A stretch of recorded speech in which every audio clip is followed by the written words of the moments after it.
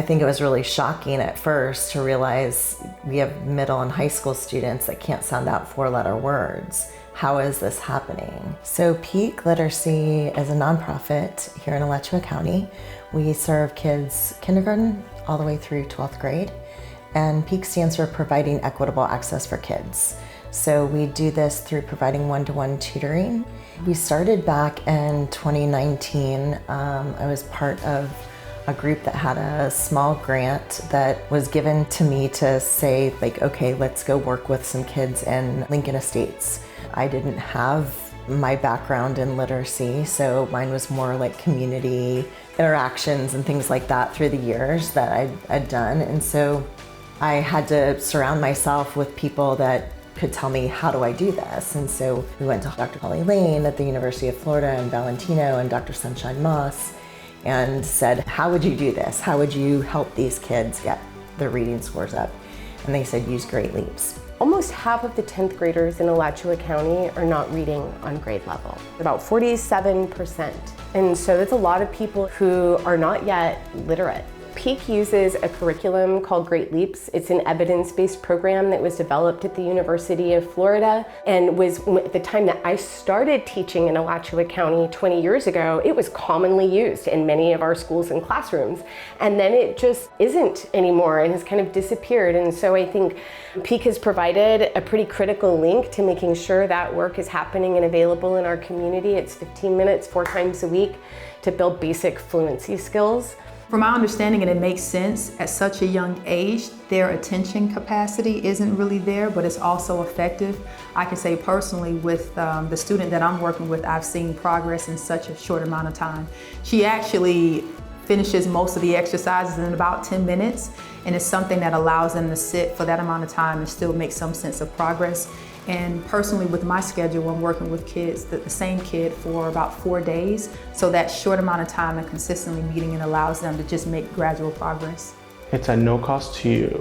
It's a child's time. It's 15-minute bite-sized pieces. There's different ways. It could be Zoom or in person, and it doesn't cost anything, so what does it hurt to try? Here in Alachua County, we have the highest racial disparity gap in the entire state of Florida. It's not just that our kids can't read, it's that those kids that can't are performing really poorly. So there's a really large gap between the haves and have-nots in our community. I hope that we can scale our impact to work with more kids. Our county right now, 2 out of 3 low-income kids cannot read. And there's thousands of kids in middle and high school that can't read. And there's a lot of effort that goes towards early literacy, which is great. But our data shows that our middle schoolers can make gains just like our elementary school students can. And so we have to go back and remediate those skills that they didn't get for whatever reason. Our kids aren't just reading poorly. The number of level 1s on the FAST test data is like 10% higher than the state average.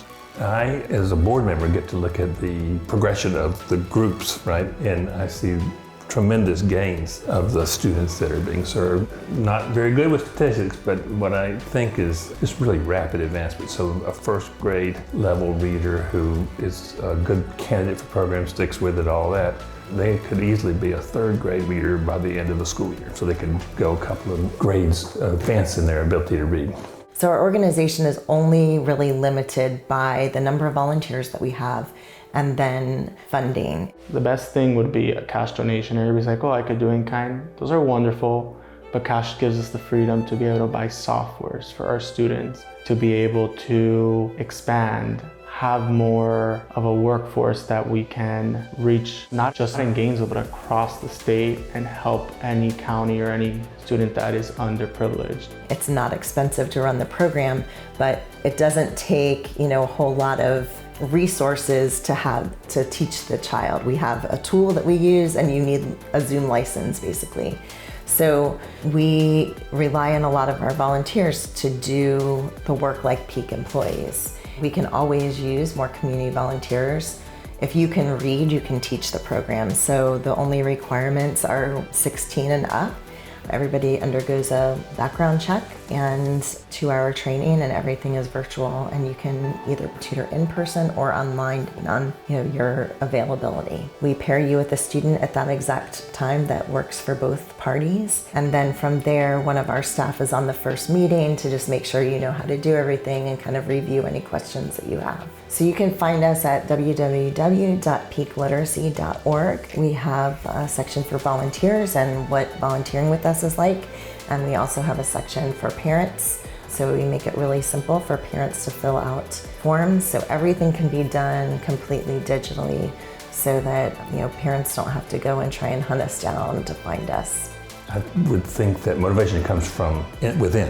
But what I would say is, what do you hope for this community? What do you hope for those who are poor readers? You want to see the community have better literacy? Do you want to see kids to have some one-on-one attention? Do you have 15 minutes a day? Come on down.